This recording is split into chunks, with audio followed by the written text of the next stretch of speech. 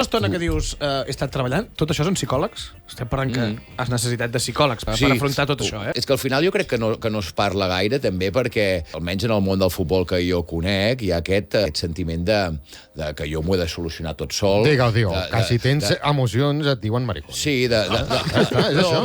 És això, el problema és aquest. També perquè ens creen aquests personatges, que hem d'estar sempre al màxim nivell, que no podem baixar, que lo emocional no influeixi, i és que no és una realitat.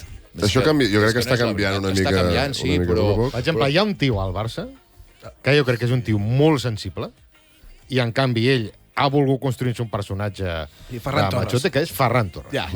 Ferran Torres és un tio supersensible, amb molt polièdric, jo diria, Ferran Torres. Amb el tiburón... Deu pintar quadros i tal. Però la moguda aquesta del tiburón i tal i qual, perquè no encaixa només hi ha una masculinitat que encaixa al futbol. Sí.